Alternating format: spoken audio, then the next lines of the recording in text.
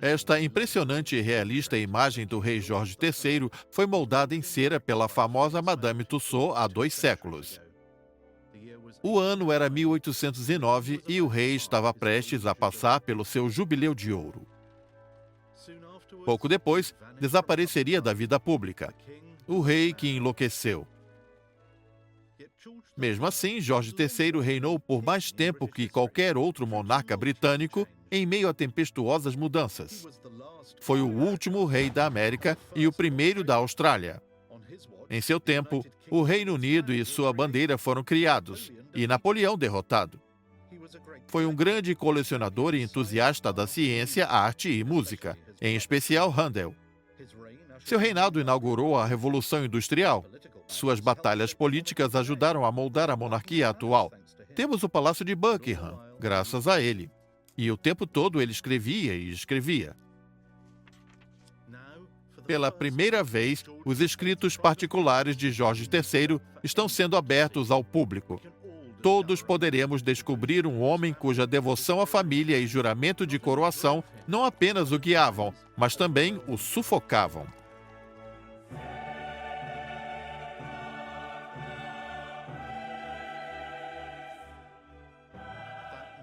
Um monarca maníaco, capturado assustadoramente por Madame Tussauds, finalmente se revela.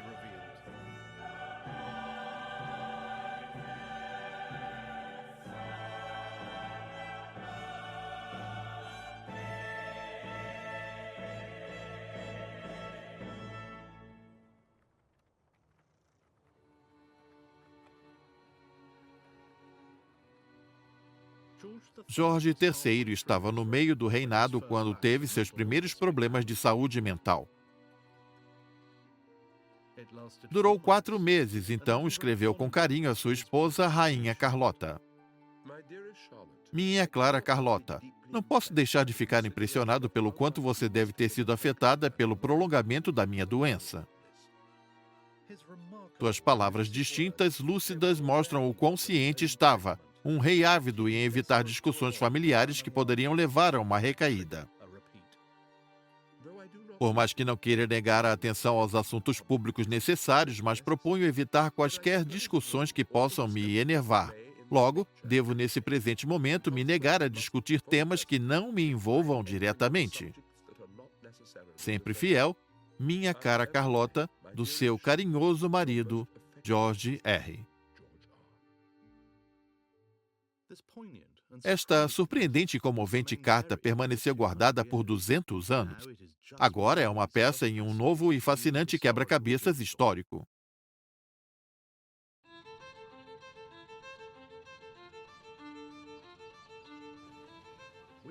O castelo de Windsor é um baú do tesouro cheio de segredos reais. Aqui, na Torre Redonda, ficam os documentos pessoais de todos os monarcas britânicos e suas famílias, de Jorge III a Elizabeth II. O acesso sempre restrito, com exceção para historiadores selecionados. Para documentos que você gostaria mesmo de manter para sempre, o lugar mais seguro é dentro da Torre Redonda. A Torre Redonda está localizada onde Guilherme, o Conquistador, fundou o castelo em 1070. As paredes externas da Torre Redonda foram construídas em meados do século XII, um lugar muito seguro para se guardar documentos. Não há lugar mais seguro? Não há. O que acontece aqui em cima destes 104 degraus também é história.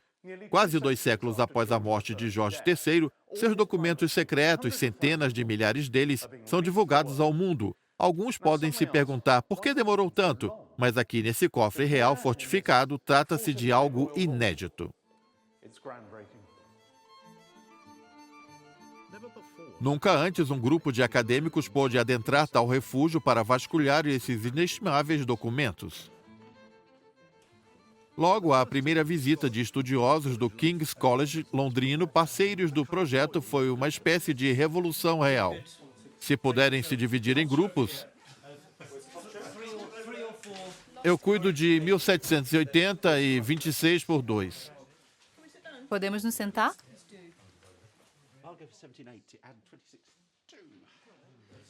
Are we allowed to actually Oh, absolutely. fund them? I think that's the idea that we. Meu Deus. Linguado, lagostas e camarões. Exatamente. E o John Dory, no segundo prato, vimos uma excelente ave assada começando com pavão. Ele parece ser bastante fã destes. Ao observar um arquivo que se trata de um papel que a pessoa escreveu, segurou aquilo ali e se trata de suas paixões, suas visões de mundo, suas aflições, dificuldades, sucessos também. É isso que é tão cativante e empolgante ver documentos originais. A grande coleção de George abrange não só o rei, mas a rainha e seus filhos. Noto que você já fez uma descoberta interessante. Posso lhe perguntar? Sim, uma bem comovente.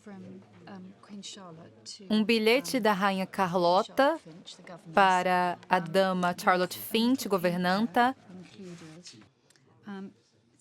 Um papelzinho que diz cabelo do príncipe Alfredo, cortado durante sua doença em 1782, na Lower Lodge, acho, em Windsor. E tem uma mecha do príncipe Alfredo, o pequeno Alfredo que havia falecido, uma mecha dourada costurada. Uma para a lembrança e outra como agradecimento por ter cuidado dele. Como é se deparar com algo assim agora que você chegou ao acervo? É bem tocante, mas é de espantar o quão brilhante esta mecha parece agora. Poderia ter sido cortada hoje mesmo. Isso faz com que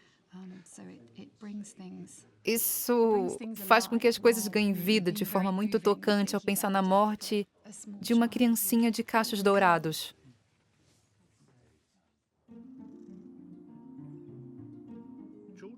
Os documentos de Jorge III não ficarão restritos a acadêmicos que podem ir ao Castelo de Windsor. Serão divulgados ao público. Cada documento está sendo digitalizado, cerca de 350 mil páginas, para consulta online em qualquer lugar do mundo.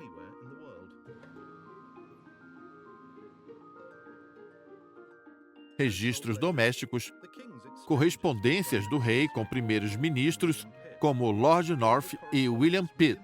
Como toda correspondência familiar, cada documento virá à tona.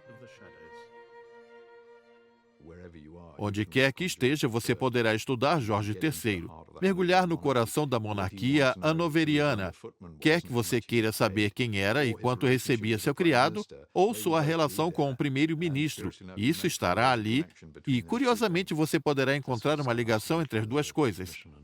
Isso foi feito sob a permissão e autoridade da rainha, que aprovou pessoalmente esse exercício e anseia por disponibilizar tal acervo.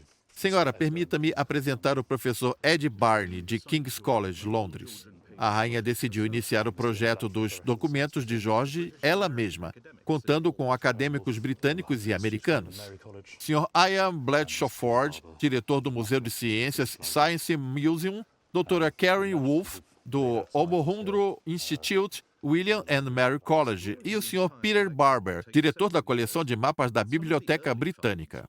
Explorar todo o acervo levará muitos anos. Esse é um ensaio de Jorge III discutindo seu papel em relação ao parlamento. O poder supremo na Inglaterra divide-se em dois ramos: o legislativo, representado pelo rei, lordes, e Câmara reunida no parlamento. O executivo, o papel do rei e ninguém mais. O rei estava às voltas em ser o monarca de um país em transição de um formato mais antigo para um que começou a surgir durante o seu reinado. Com capacidade de pensar sobre tais questões, é essencial para o desenvolvimento da monarquia moderna. É um dos fundadores da monarquia constitucional que temos hoje.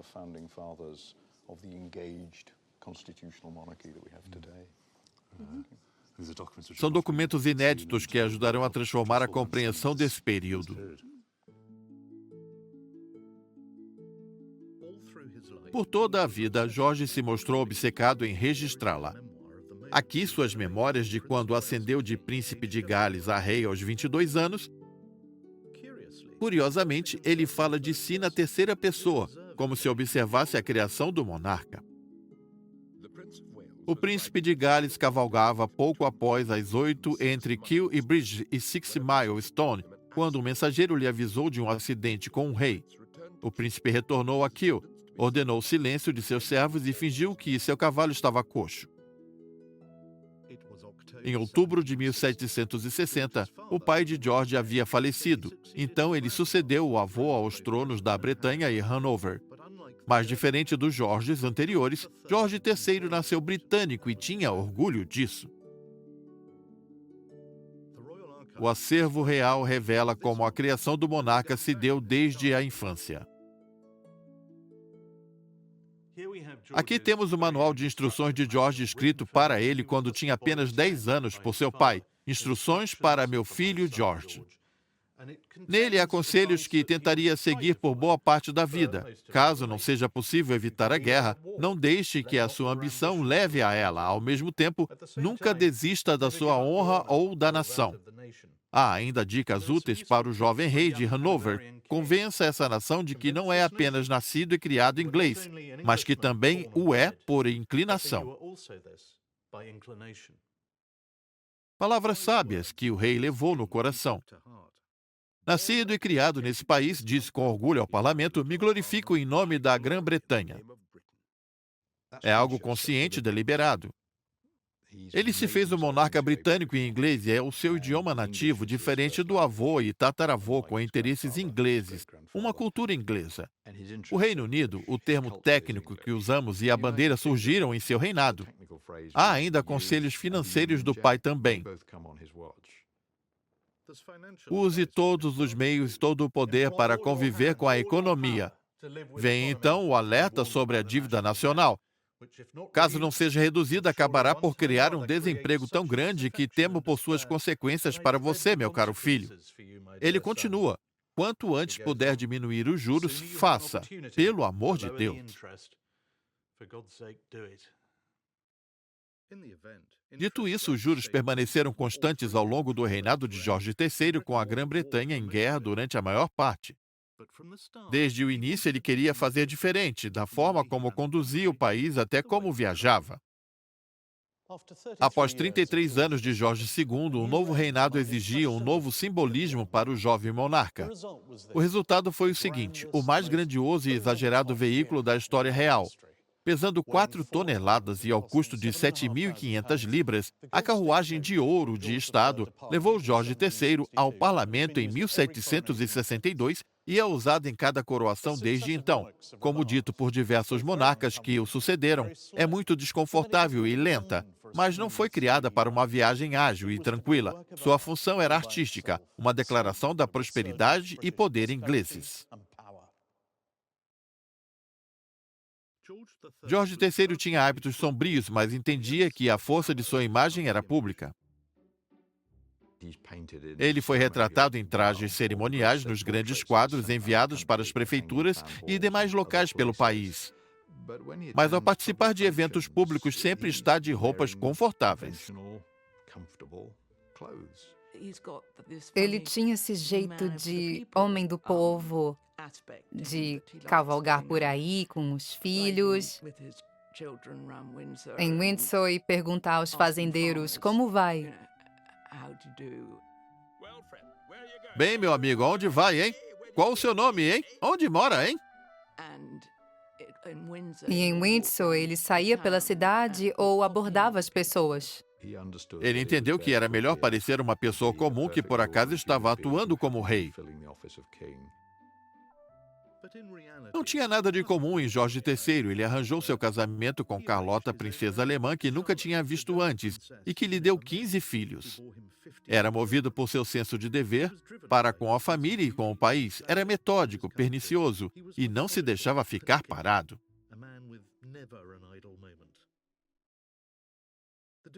A digitalização de seu acervo pessoal permitirá contato íntimo com um pensador, dono de um bom cérebro e mente questionadora, um monarca complexo. Bem, é um momento muito empolgante, pois é a primeira chance que temos de ver documentos de Jorge na internet. Podemos ver aqui uma série de ensaios que estavam escrevendo, incluindo uma impressionante seleção de rascunhos sobre o despotismo. Mas quando vemos o documento de perto, Jorge fala do despotismo como um problema. É uma linda letra clara de se ler. Acho que mesmo quem não é especialista conseguirá ler sem problemas essas coisas. clear handwriting. Even those people who are not specialists, I think, will be able to read pretty straightforwardly this sort of stuff. clear, isn't it? Ao examinarmos os anais do mundo do começo do governo até os dias atuais, encontramos nações em geral sofrendo sob o jugo do despotismo. Sofrendo sob o jugo do despotismo. Ele claramente está se colocando ao lado dos mocinhos, não é? Ele se considera aqui como alguém que não será um tipo de monarca. Esse entendimento de como evitar ser um déspota, como ser um rei bom e patriótico. Mas em um lugar, Jorge III era visto como um déspota, a América do Norte. Com um canhão desses posso assustar o inimigo verdadeiro? Sim ou não? E posso usá-lo para derrotar o inimigo verdadeiro? Amo artilharia, vocês não? O embate pela independência americana destruiu algumas aspirações do jovem rei. Foi o parlamento de Westminster que taxou as colônias. O que começou com protestos como a festa do chá de Boston virou revolução. Os americanos escolheram levar para o lado pessoal. O rei era o vilão. Até hoje eles comemoram sua vitória na Batalha de Yorktown. Aqui em Yorktown, a artilharia está atrás das fortificações. Qual seria um bom alvo? Aquelas duas fragatas inglesas do Rio. Da esquerda para a direita, todo mundo no canhão. George III era um monarca terrível e cobrava impostos por puro egoísmo. Além do que ele enlouqueceu, é um bom vilão para se ter.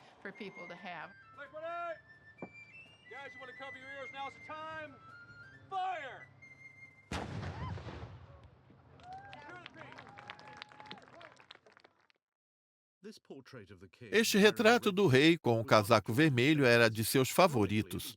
Ironicamente, é de um artista americano, Benjamin West, e retrata George III como um homem de ação.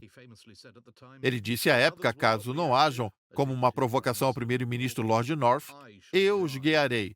O acervo real revela um interesse compulsivo em tudo relacionado à guerra. Dá para ver como aquelas listras que ele criou. Este é um memorando que ele escreveu para si mesmo sobre quantas tropas seriam necessárias na América, escrito no começo da guerra. Ele diz que precisaríamos de 38 mil tropas e lista onde estão estacionadas e distribuídas. Há ainda detalhes como a necessidade de 52 mil cobertores e casacões, carroças e arneses para o 68º Batalhão, 277 vagões e 1.117 conjunto de arneses. Wagons and harness for 68th Battalion, viz. 277 wagons and 1,117 sets of harness. Pensamos em Jorge como uma figura avoada que estava, acima de tudo, acima da política. Mas ao ver seu documento, suas interações com os ministros, ele está engajado nas operações governamentais. O rei estava de olho no que os rebeldes americanos e seus aliados franceses faziam.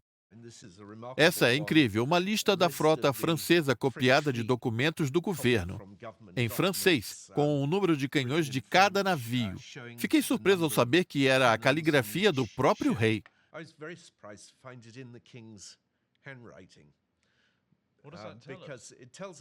Nos diz que não tinha uma secretaria e também seu interesse voraz em cada detalhe da guerra.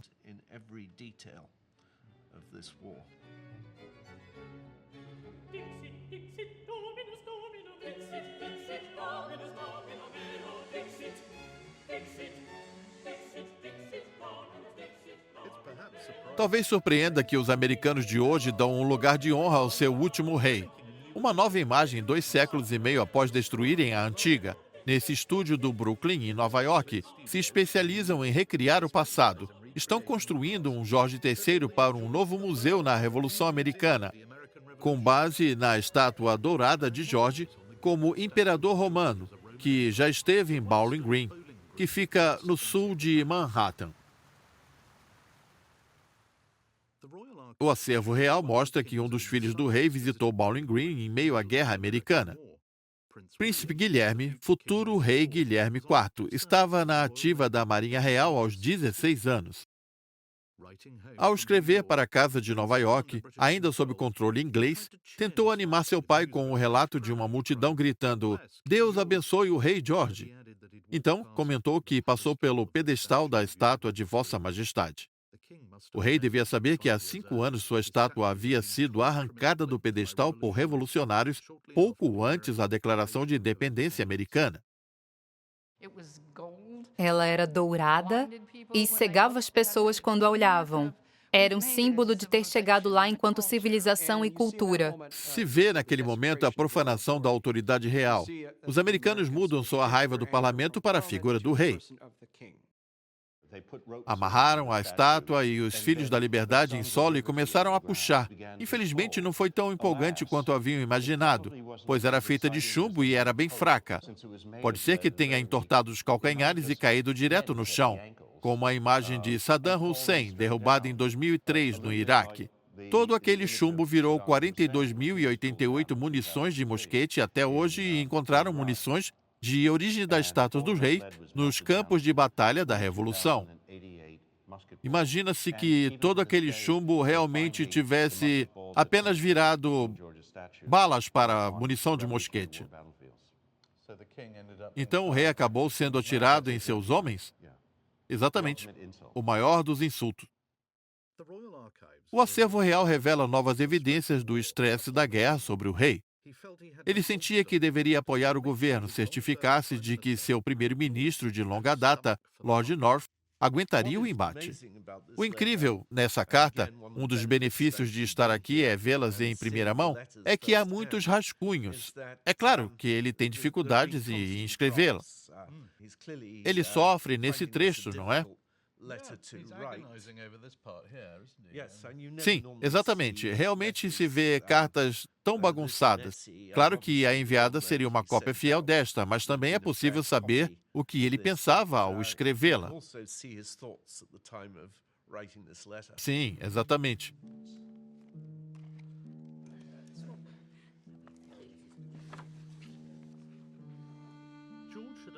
George havia absorvido toda a informação oficial que chegava ao governo, mas no acervo real há algumas fontes não oficiais tentadoras. Uma rede privada de agentes secretos subordinada ao rei. O serviço secreto receberá 40 mil esse ano. Um aumento e tanto. Antes era só 32.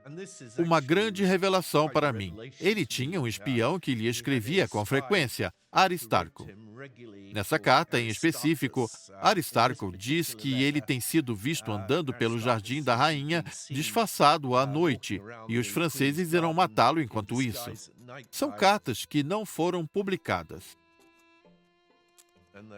Além de não terem sido publicadas, também não foram mencionadas nas principais biografias de Jorge III.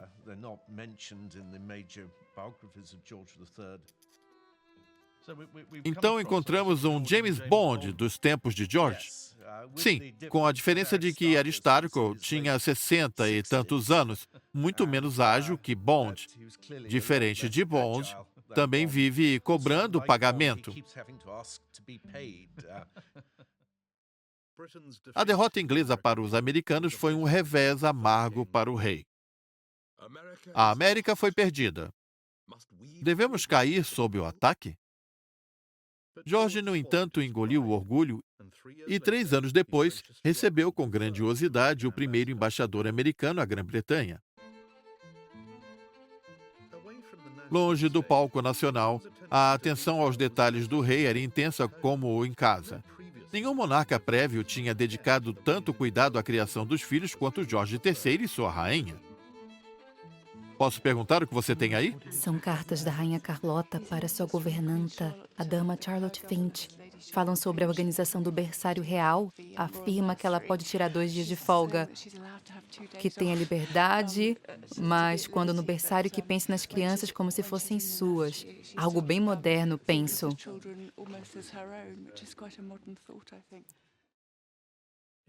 Em seu primeiro ano como rei, George fez uma lista de possíveis noivas. Carlota ficou em primeiro lugar e um pedido foi enviado. Ele tinha 23 anos e ela 17. Uma princesa do Ducado Alemão de Mecklemburgo-Strelitz. Ele enviou alguém para buscá-la em um feroz mar do norte. A viagem durou 2 semanas. Espera-se que você assuma o papel de rainha britânica, assim, sem mais nem menos.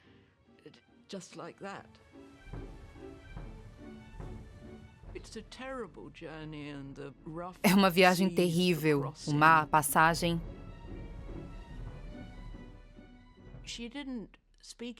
Ela não falava inglês, não escrevia em inglês, mas ela e o rei eram fogo juntos. Algumas horas após lançarem olhares um sobre o outro, Carlota e Jorge se casaram. Foram coroados rei e rainha 2 semanas depois. Passado 1 ano, a rainha Carlota adaptava-se à nova vida. Esta é a sua primeira carta em inglês para a dama Charlotte Finch, que cuidava do seu primogênito com 6 semanas. Espero que ao chegar na cidade, o pequenino esteja com sua túnica. O rei e eu abraçamos o belo homenzinho. Sua carinhosa Carlota. A dama Charlotte Finch ficaria junto a essa família de rápida expansão por mais de 3 décadas. O rei tinha tabelas com as alturas de todos os filhos, medindo-os com o máximo de precisão, coisa típica sua. Sua ambição em criar uma família real modelo e garantir que o povo a haveria também.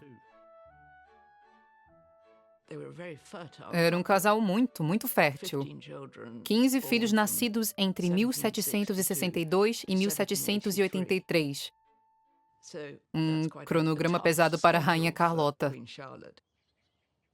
Pouco após o casamento, Jorge comprou a casa que viria a ser o Palácio de Buckingham, batizado então como a Casa da Rainha. Enquanto o rei lidava com os afazeres oficiais do palácio de George James próximo, a Casa da Rainha era o lar. Com sua crença na importância não só do soberano, mas também da família real, ele criou as bases para sua neta, Rainha Vitória, e de várias formas para a monarquia moderna.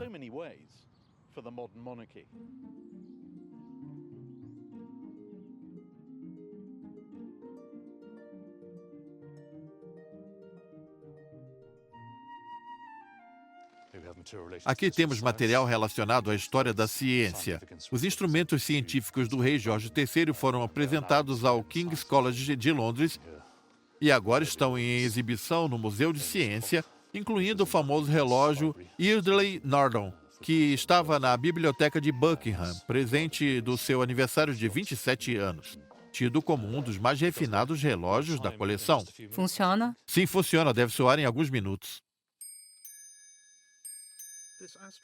Esse relógio astronômico ocupava lugar de destaque na mesa da biblioteca de Jorge III e dá corpo à sua devoção às artes e ciências. Não só informa o horário no formato 24 horas, como as marés ao redor das ilhas britânicas, o movimento dos planetas e fases da Lua. Você também tem coisas do George III?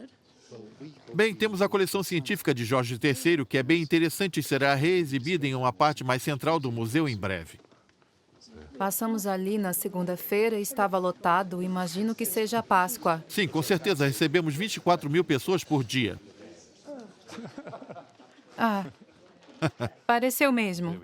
Aqui temos o que é considerado um marco na astronomia e navegação, o relato de Jorge III do trânsito de Vênus em Richmond Park, prova de seu interesse em astronomia e ciências, acontecimentos contemporâneos da época. O documento do rei descrevia o que acontecia quando Vênus passasse sobre a Terra e o Sol, cronometrando em 30 segundos. É impressionante perceber que Jorge III contemplava o século XXI diretamente. Em termos morais, ninguém vivo agora verá o mesmo fenômeno novamente, que se repetirá em 1874 e 2004.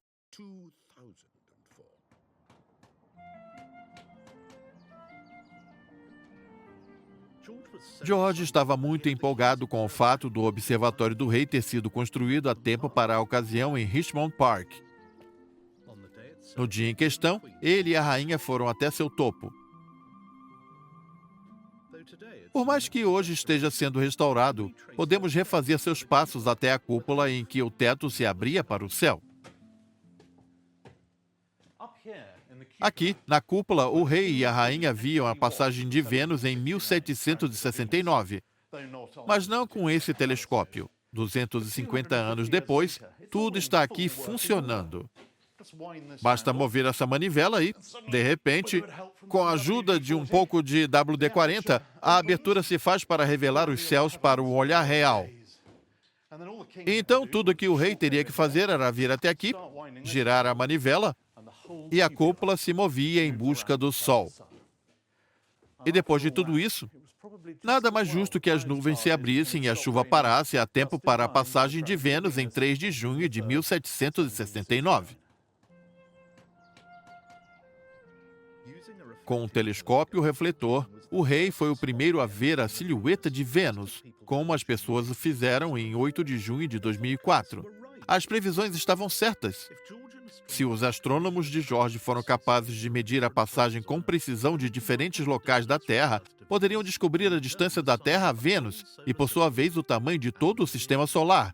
E eles o fizeram. Ele leva seu trabalho muito a sério. Era um estudioso, colecionava montanhas de papel, diagramas, materiais científicos, processa conhecimento em escala proto-industrial como parte de sua função. Trata-se do líder mais bem informado que o país já teve. É uma época de grandes polímatas. E creio que as pessoas já disseram que, ao final do século XIX, não tem como saber de tudo. Mas aqueles dias dava para aprender geologia, agricultura e astronomia, ter interesse em ciências e todo tipo de coisas. Penso que seria muito divertido jantar com ele em um dos seus dias bons.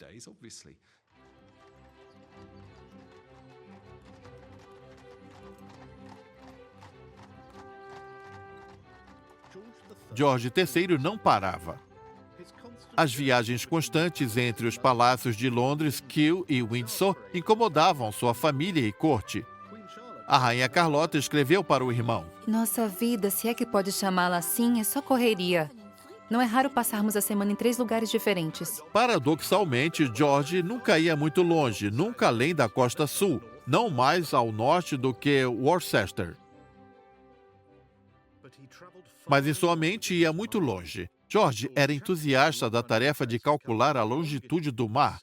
Foi a força motriz das viagens do capitão Cook, originalmente enviado aos mares do sul para observar a passagem de Vênus.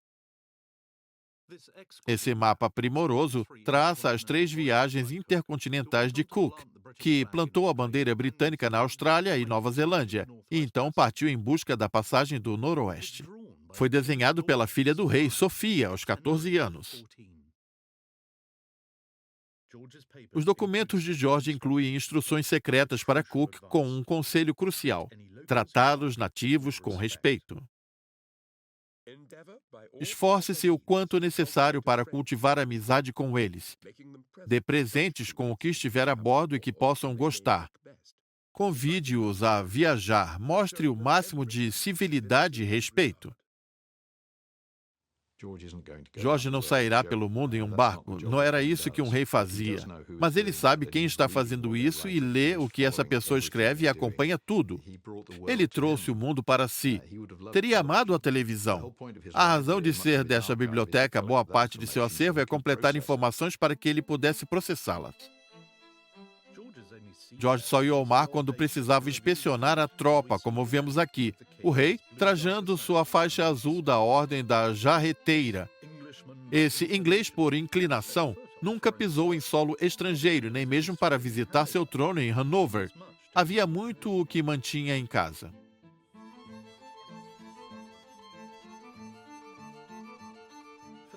Na primeira metade do seu reinado, Jorge III muitas vezes se envolvia íntima e amargamente em política doméstica. Aqui no acervo, até encontramos sua inteligência privada acerca dos hábitos de votação de cada primeiro-ministro.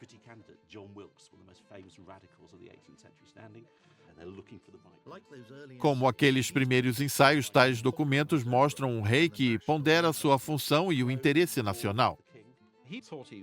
Ele achava que estava trazendo uma nova política, sentia que o sistema era mesmo incrivelmente corrupto. O rei disse que sempre quis eliminar todas as odiosas distinções entre partidos e reunir os grandes talentos da época pelo bem comum. Mas a política não funciona assim. Isso é bem empolgante porque o que vemos aqui é uma série de cartas relembrando a experiência do rei em uma das mais importantes crises políticas do século XVIII. Podemos traçar essa correspondência quase que dia a dia, até mesmo de hora em hora. O rei estava envolvido em uma corrida cada vez mais angustiante para fazer com que os grandes políticos da época formassem um novo governo. A crise se instaurou em 23 de março de 1783. Lord North, não ter obtido resposta desde que lhe instruí ontem, peço que venha até mim o quanto antes. É um chamamento de um dos principais negociadores envolvidos no processo de formar um novo ministério. Aqui podemos ver os rótulos que anexou a isso. Não só a data de onde foi enviado, mas a hora do dia, às 10 horas e 30 minutos. Com o registro da hora semelhante aos e-mails de hoje, George estava à frente do seu tempo. Mas essas imagens iam e vinham em Londres, eu penso, como mensageiros de hoje pela capital. Então, poderíamos ver muitas cartas ao longo de um único dia, tarde da noite, cedo pela manhã, da maneira como as pessoas eram convocadas a verem o monarca deste mundinho. É um domingo, sim, 23 de março de 1783. Os políticos negociavam com o rei quem deveria assumir o ministério. O Duque de Portland, esperando ser primeiro-ministro, não era moleza. Esta é a última oferta do Duque de Portland, caso contrário, o Duque afirma que acabou. Em seguida escreve o Sr. Pitt, William Pitt, futuro primeiro-ministro, que será sua próxima e última jogada aqui. Convoca-se Sr. Pitt, o Duque de Portland, escreveu uma resposta negativa quanto à preparação de um plano para minha inspeção. Logo, a negociação acabou. Casa da Rainha. 23 de março de 1783, 20 horas e 48 minutos. É aquele jantar de uma noite de domingo em março. E a carta foi enviada ao Sr. Pitt. E há um entregador correndo por Londres com isso, então. Eis o bilhete, muito ríspido, que é enviado ao final do que deve ter sido um dia muito longo para o rei, em que ele só quer garantir que todo mundo saiba do seu posicionamento. Ele diz, certo, para o Duque de Portland, de Londres em North. O Duque de Portland, não o incomodarei mais. E Lord North, cada vez mais era jogado para escanteio. Lord North deve assegurar o fim de todas as negociações, 22 horas e 35 minutos. O rei decepcionou-se com políticos e seus esquemas. Não fazia sentido seguir, ele pensava. Fica claro o quão séria era a situação ao observarmos o próximo documento que me causa frisson ao ler. Uma longa experiência aos poucos preparou minha mente para esperar o momento em que não mais seria útil ao Império, e essa hora chegou. Esse é o rascunho de uma renúncia. No final de contas, George, às voltas com a incapacidade de formar um governo no qual confie, quer ser aquele que acaba com a festa e reunir os mais capazes para trabalhar em prol dos interesses nacionais. E nesse discurso, ele assume que falhou.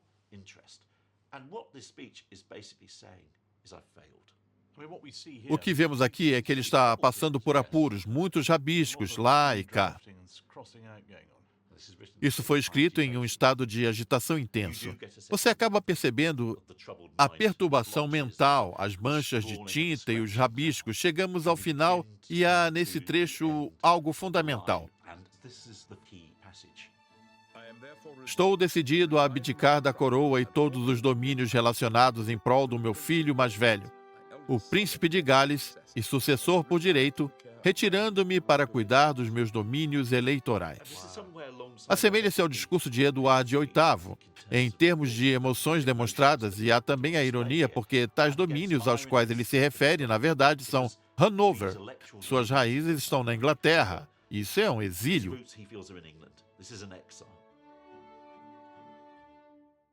Ao pensar melhor, George não foi para Hanover, afinal ele tinha muitas questões familiares para tratar.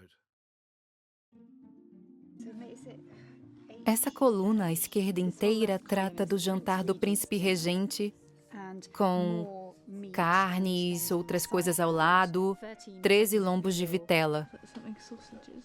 Yeah. A large capon roasted. Yeah. Or two. O filho mais velho do rei, que um dia seria príncipe regente e então o rei George IV, era conhecido por seus problemas com vinho, mulheres e dinheiro. Não é difícil traçar um elo entre os problemas do rei e o que acontecia na casa. Era uma família modelo quando as crianças eram pequenas e agora vinham as dores de cabeça. Sua noção de posição de um monarca dificulta atuar como qualquer coisa que não um controlador com a família. Ele viu o que acontece com as monarquias que saem do controle, quando a estrutura familiar se rompe, quando as pessoas fazem o que bem entendem. Ele teme muito isso. A estabilidade da monarquia é um pré-requisito essencial para a estabilidade britânica. Ao completar 19 anos, o príncipe já estava desgarrado com um relatado pelo rei ao primeiro-ministro. Sinto ter que abordar tal assunto com o Lord North, que há tanto que me vem afligindo. Mas prefiro fazê-lo por escrito do que uma conversa. Trata-se de um tema no qual eu sei que ele é ignorante acerca. Meu filho mais velho teve um envolvimento inadequado com uma atriz e mulher de caráter indiferente. O rei deixou claro que uma série de cartas que havia ocorrido entre eles e a atriz usava para chantagear o príncipe. Sendo assim, o rei pediu para que um intermediário comprasse o seu silêncio. Ele tem consentimento dela para reaver tais cartas e receber 5.000 libras em quantia. Uma quantia enorme, no entanto, gostaria de tirar meu filho desta confusão embaraçosa. Lord North não o desapontou. Solicitou o dinheiro, quase 3/4 de milhão hoje em dia, para o que chamou de serviço especial, uma espécie de caixa 2 do rei. Por mais que muitos dos filhos de George tenham sido enviados para Hanover para aprender um pouco de autodisciplina alemã, o mais velho ficou ainda mais problemático. O rei estava furioso com as suas tramas junto à oposição do parlamento, bem como também suas dívidas. Alguns anos depois, sob o novo primeiro-ministro, o rei teve sua correspondência com o filho copiada em um livro e escreveu um bilhete severo onde afirmava passar aquilo para o primeiro-ministro. Opto por deixar essa cópia com o Sr. Pitt, caso sujeito venha a ser mencionado no parlamento que venha sendo informado da conduta uniforme por mim adotada. O desejo de salvar um filho ao mesmo tempo que não esqueço do meu dever com o povo enquanto rei. Tudo isso pôde ter sido um ponto de virada para que o primeiro grande surto do rei em 1788 acontecesse e seu encerramento em Windsor e Kew. Por vezes, em camisa de força, sugeriu-se tratar da doença genética porfíria. Por opiniões modernas, apontaram uma espécie de transtorno bipolar. Ao ler os arquivos do caso muito detalhados, bem como as declarações daqueles que viram, não era só questão dele falar rápido, mas também trocar os assuntos com imensa agilidade, sem fazer muito sentido, de maneira muito excitável e irritável, por vezes de sexualidade inadequada. Todos elementos que sugeriam que hoje chamamos de mania de hipomania. O escudeiro que ficava junto ao rei mantinha um diário de que ele chamava a mais séria e angustiante doença de Vossa Majestade. Enquanto os médicos do rei se desentendiam quanto ao tratamento adequado, em desespero pediam ajuda de um obscuro médico de Lincolnshire, um marco para os psiquiatras. Em 5 de dezembro de 1788 é um grande dia para nós, pois foi quando admitiram derrota e chamaram Francis Willis, um clérigo, mas também médico, especialista em loucura. Provável que seja a primeira vez que aquilo que chamaríamos de consultor em transtornos mentais tenha sido convocado a dar uma opinião no mundo da medicina. É um ponto de virada, pois buscaram um especialista e, para surpresa de todos, seu aconselhamento pareceu funcionar.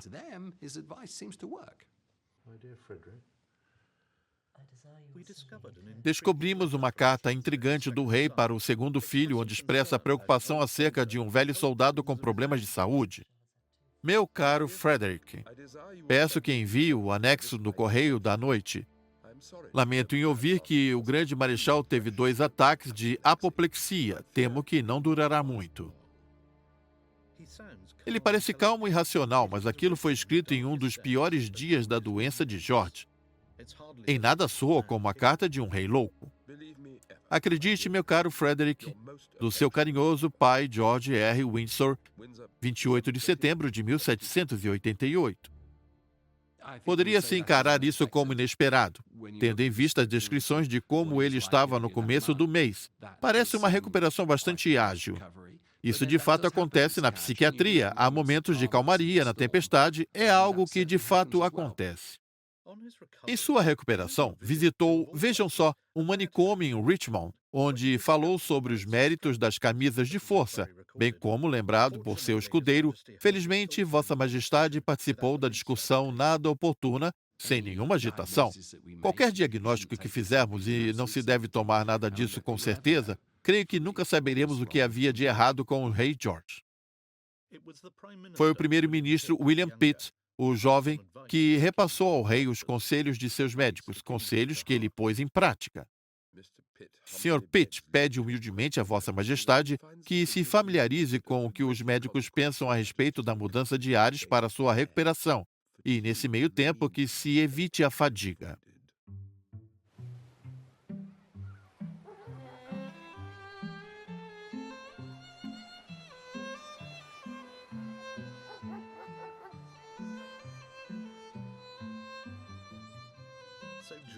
George então partiu para Weymouth, Dorset, com a família, e foi o selo de aprovação real para férias no litoral. O público partiu para ver o rei tomar chá, ir ao teatro, sair de barco pela Bahia. Era muito difícil não esbarrar com o monarca. Por 14 verões, ele passou as férias em Gloucester Lodge, sua casa de veraneio. Era de conhecimento público, o que era empolgante para começo de conversa. Estavam lá pela saúde do rei. Quando iam tomar banho de mar, também era algo público. Toda manhã ele subia em uma máquina como essa, que foi conduzida sobre as areias rumo à água. E, estando lá, 2 assistentes chamados de mergulhadores o mergulhavam sobre as ondas. Na primeira manhã, havia outra máquina ao lado. Estava cheia de músicos, e enquanto George afundava sob as ondas, a banda tocava God Save the King.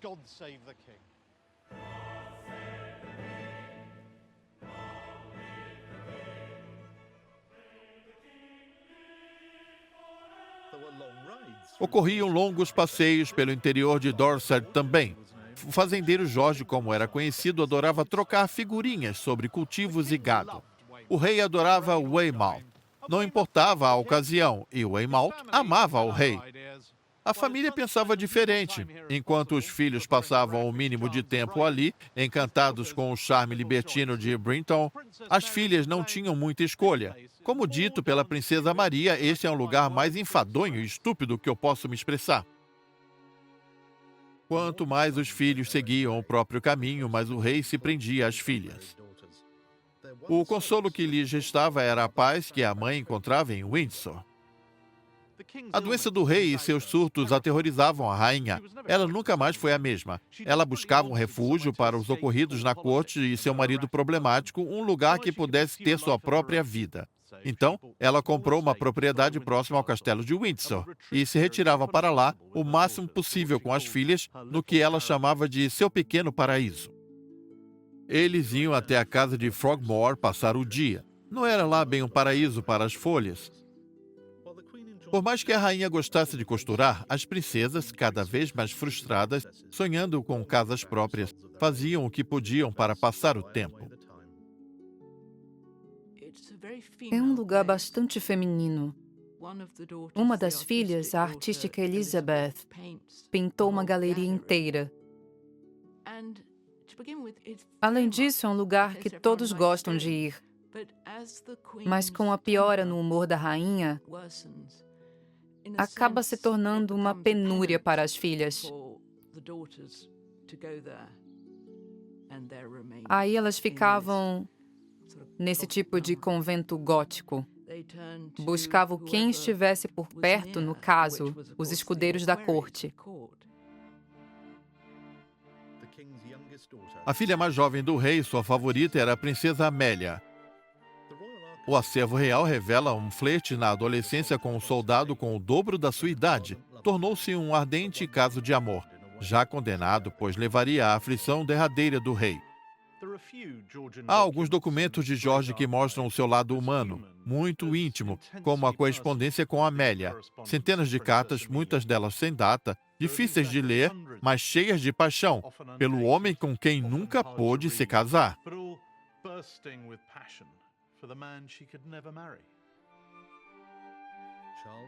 Charles Fitzroy era o escudeiro de confiança do rei, e Amélia se encantou com ele.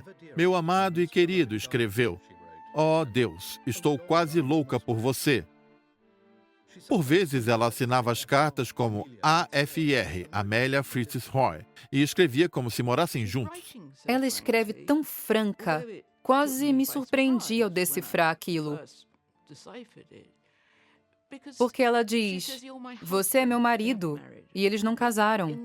Mas ela vivia essa fantasia em que comprava bules de chá e pratarias com seus nomes entalhados, em que ele é seu marido e pode escrever sobre qualquer coisa a ele.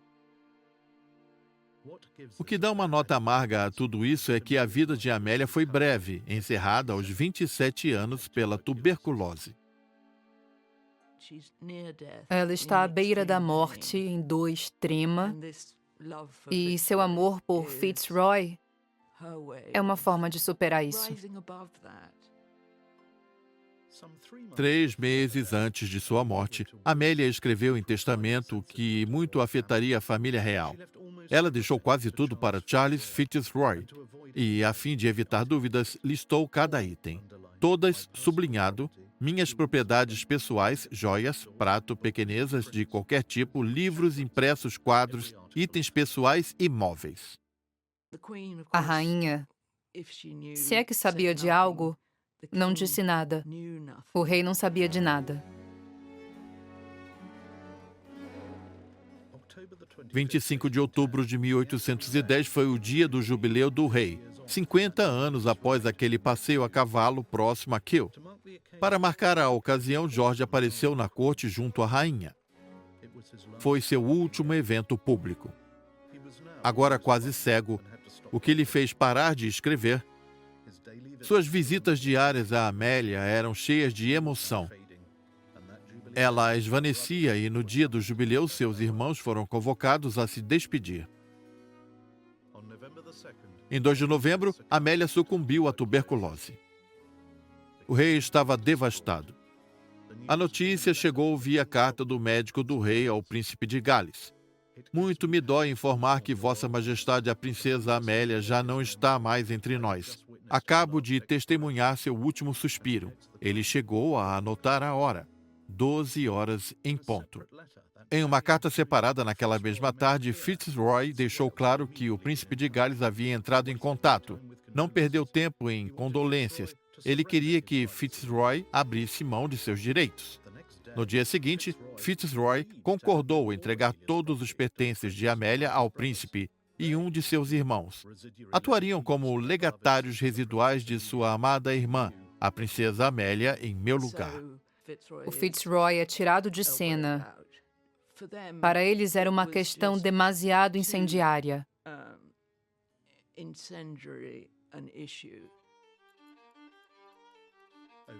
Ao longo das próximas 6 semanas, Fitzroy tentou retomar sua posição em comunicações cada vez mais tensas com os advogados reais. Ele expressou objeção extrema a qualquer parte das joias serem vendidas, tendo em vista que ela gostaria que ele as tratasse como achasse melhor. Os príncipes responderam surpresos com seu tom. A verdade é que gostariam de evitar um escândalo e a rainha ansiava em defender o rei. Ainda há algo a ser esclarecido a ele. No caso, o testamento da pobre Amélia, cuja ignorância pode levar a conversas nada agradáveis. Mas os acontecimentos passavam à frente. 2 dias após a morte de Amélia, o rei teve uma recaída. E, mais uma vez, era a hora da camisa de força. Os médicos estavam perplexos com o panorama. O acervo conta que suas respostas em um questionário real.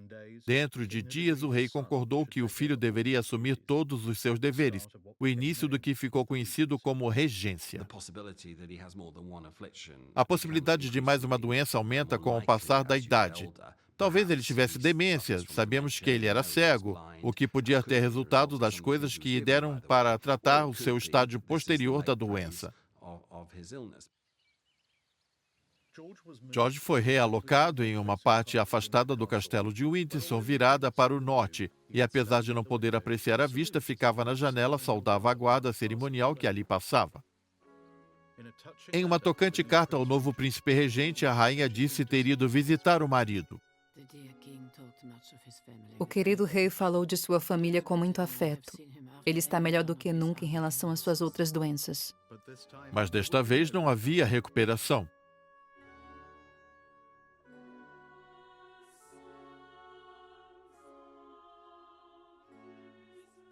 O declínio de Jorge III durou 9 anos.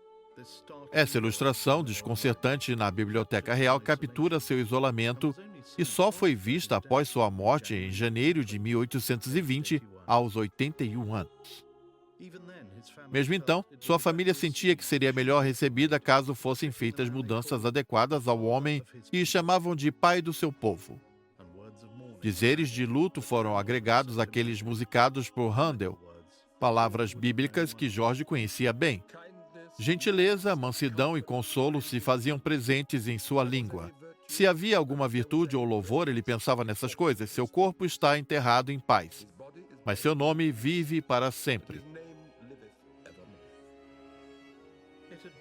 Foi uma era de sangue e revolução, mas não na Grã-Bretanha de Jorge III. Contemporâneos como Catarina a Grande e Frederico o Grande são figuras revolucionárias, perigosas, que destroem coisas. Napoleão destrói tudo. Jorge III torna tudo seguro. Precisamos colocá-lo cada vez mais como líder com um papel ativo junto aos políticos estadistas, cientistas, guerreiros e estudiosos na criação de uma nova Grã-Bretanha. Nada desde grande projeto seria acontecido se não fosse pela meticulosidade do rei, obsessão até em relação a guardar tudo que pairava sobre sua mesa, coisa da qual se orgulhava também. Pouco antes de sua aflição final, disse ao primeiro-ministro Spencer Perceval. O rei, Perceval tomou nota, mencionou ter preservado todo o documento político que chegou às suas mãos durante o reinado e ter organizado tudo desde que o Sr. Pitt assumiu o cargo, de forma que pudesse consultar qualquer um destes. Complementou, é trabalho duro. Historiadores se empolgam muito com documentos inéditos. A riqueza do acervo é extraordinária. Oliver pode comentar de minha visita na segunda-feira. Estava quase flutuando de tanta empolgação, é realmente maravilhoso. Tem tanto aqui, cada reinado, sabe? O legado de Jorge III é uma monarquia constitucional duradoura. O conselho que deixou aos jovens filhos captura a essência de sua visão. Um mau príncipe pode ser refreado e é adequado que o seja pela Constituição britânica. Um bom príncipe jamais pode ser constrangido, quanto menos angustiado, por seus efeitos naturais. Um rei da Grã-Bretanha, criado para governar com base em tais princípios, se alçará ao ponto mais alto da humanidade.